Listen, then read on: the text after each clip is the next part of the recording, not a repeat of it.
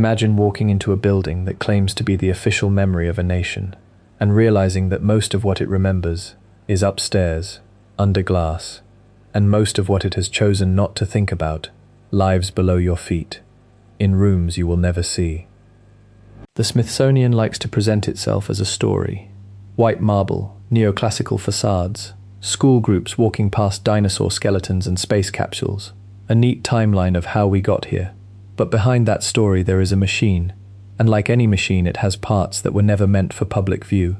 Intake bays, catalogue desks, and, most importantly for what you're about to hear, sealed storerooms.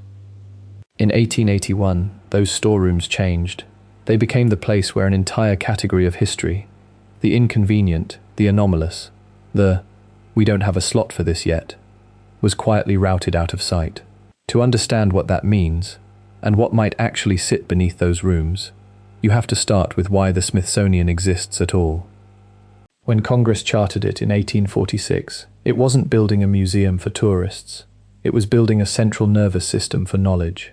A British scientist named James Smithson, who never visited the United States, left his estate to the young republic for the increase and diffusion of knowledge among men. The government turned that odd bequest into a building on the National Mall, staffed it with scientists, curators and bureaucrats, and gave it a mandate. Whatever America found, measured or dug up could be sent here, logged here, and, in theory, preserved here. By the 1870s, that promise was beginning to break under its own success. Across the continent, surveyors, army officers, railroad engineers, and local amateurs were shipping crates to Washington. Fossil bones from the Dakota territories, pottery and ornaments from burial mounds in Ohio, stone tools from the plains, skulls and long bones from battlefield graves and ancient cemeteries. The Smithsonian's public galleries displayed a tiny fraction of this material. The rest piled up in back rooms, basements, and improvised storage spaces. Museums like to pretend that what you see is what they have. It never is. For every object under glass there are dozens in unseen cabinets, rolled in drawers, stacked on pallets, or literally boxed without an open file. That imbalance isn't sinister on its own. It's just the math of collecting more than you can ever show. But once you recognize that imbalance, you begin to see the danger. The storeroom is where "we haven't gotten to this yet" can turn into "we don't talk about this." That danger became reality when the federal government expanded its scientific reach in the late 19th century. In 1879, it created the U.S. Geological Survey, a permanent agency tasked with mapping, measuring, and cataloging the physical continent. Nested in that ecosystem, and closely tied to the Smithsonian, was another unit, the Bureau of American Ethnology. Its job, officially, was to study indigenous cultures in North America, their languages, traditions, and material remains. In practice, that meant one thing: excavation. Between 1879 and the early 20th century, Bureau field teams fanned out across the Mississippi Valley, the Great Lakes, and the Southeast. They dug into mounds, opened burial sites, measured skeletons, collected tools, and shipped whatever they deemed significant back to Washington. Thousands of items entered the pipeline. The chain looked simple on paper: field notes, shipment, intake log, catalog card, storage assignment, eventual study or display. If every link held, nothing truly vanished. It might be out of sight, but it wasn't out of the record. The links did not all hold. There is an entire genre of 19th century newspaper reporting that makes that clear. Local papers in Ohio, Tennessee, Wisconsin, and dozens of other places ran stories about giant skeletons, human remains allegedly measuring 7, 8, even 9 feet tall, found in farm fields, canal cuttings, and mound excavations. The pattern is the same every time. Workers dig, uncover an unusually large skeleton, call in a doctor or town official to measure it, and sometimes send the bones on to a museum or authorities in Washington. The story runs. Then nothing. More than a century later, a researcher went back through those clippings and did the tedious work of cross-referencing them against surviving institutional records. Over 400 separate newspaper reports, fewer than 20 corresponding catalogue entries. Of those, not one still had physical remains attached to it. Somewhere between the field and the storeroom chain, the objects and their official identities parted company. If you ask the Smithsonian about this, the answer is firm and simple. Those giant skeleton stories are mismeasurement, exaggeration, or outright fabrication. The human remains in its care, they say, fall within normal biological variation. That may well be true, but true or not, it's only half an answer. The other half is the pipeline. Even if every 19th century giant was just a tall man with a newspaper editor selling more copies, you are still left with the fact that hundreds of reported finds never made it to a stable catalogue. Hundreds of stories entered the funnel and left no trace anyone can follow. Now place that fact next to what happened inside the Smithsonian in 1881. That year, the institution didn't just keep collecting, it reorganized. The National Museum's interior was being rethought. Exhibit halls were rearranged. New storage spaces were carved out behind and beneath public rooms. Basement areas were subdivided, reinforced, and in some cases literally sealed off from casual access. Paperwork was shuffled as responsibilities changed hands. The building's skeleton, its corridors, service shafts, drains, and foundations, was being mapped and adjusted by architects who cared about structure, not archaeology. Picture one of those architects walking a crew through the underbelly of the building. The drawing in his hand shows a series of brick footings, a drain line, and a set of support piers for an exhibit floor overhead. The reality under his boots is more complicated. A wall runs where no line appears. A chamber opens where no room is drawn. Block sizes in one section are radically larger than anything elsewhere on the plan. The geometry of the masonry refuses to align with the neat right angles of 19th century construction. In a city like Washington, this is not unusual.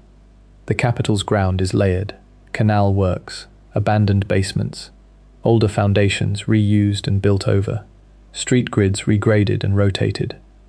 In Boston, Philadelphia, and New York, work crews have repeatedly encountered thick stone substructures under modern banks and libraries, platforms and walls whose origin nobody bothered to trace, because their job was not to explain the past.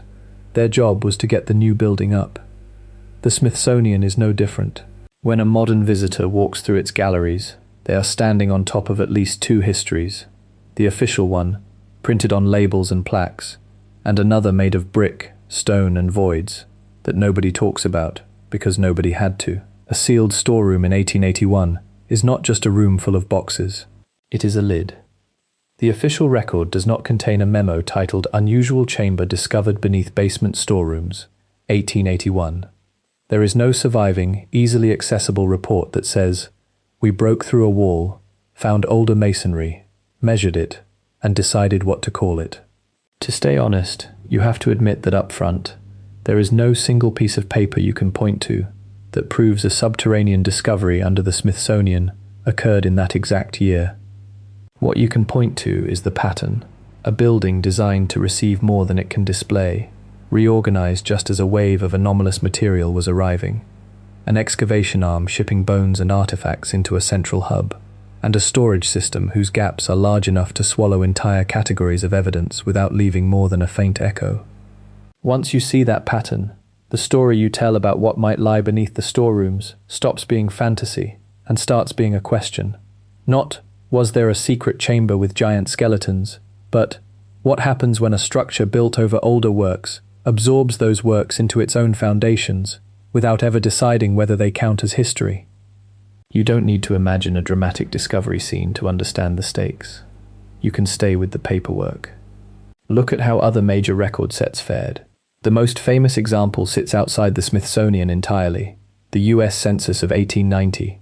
It was damaged in a fire in 1921, stored for over a decade, and then, in 1933, officially destroyed. That destruction happened just as the federal government was laying the cornerstone for a new, fireproof National Archives building designed specifically to protect documents like it. The timing is almost theatrical. The one set of records that would have neatly filled a gap in America's memory was allowed to disappear the year before the infrastructure to preserve it fully came online. Scale that down and you get the kind of losses that matter inside museums and scientific bureaus. Card catalogues for certain excavation series are incomplete. Internal memoranda about how to classify odd finds are missing from the files where later researchers would expect them. Field photographs and site maps survive only in private hands, never formally accessioned into central archives. At each step you are looking at something mundane, a flooded basement, a box mislabeled, a retired curator who took home material no one else cared about. Stack enough of those mundane failures, and a whole story becomes unrecoverable. If, in 1881, a foreman noted in a construction ledger that the crew had encountered older stonework below the new storage rooms and had bricked off the opening, that note would have needed to survive a century of this. Moves, fires, reorganizations, intentional weeding of obsolete logs. Miss any one of those checkpoints, if the ledger was never copied, if the card referencing it was tossed, if the series it belonged to was discontinued, and the sentence that once described something real becomes exactly nothing. The chamber, if it existed, does not have to vanish. Only the instruction that tells someone to care about it does. That is what vanished records often look like from up close. Not a villain with a match in a locked room, a series of administrative decisions that, taken together, make a line of connection impossible to follow. The object can survive, the wall can survive. The gap in the paper trail makes them invisible. Now put this back into the walk through the Smithsonian you started with. Upstairs you see neatly framed stories about American progress, the first telegraph, early airplanes, space capsules, dinosaur bones. Every label tells you who discovered or invented something, when, and why it matters. Downstairs, if you could go there, you would see rows of shelves and cabinets, some of them organized, some of them not. Boxes with accession numbers, crates with temporary tags, drawers with specimens whose significance has not yet been decided. In that lower world, there is a further layer you aren't told about, the physical architecture itself.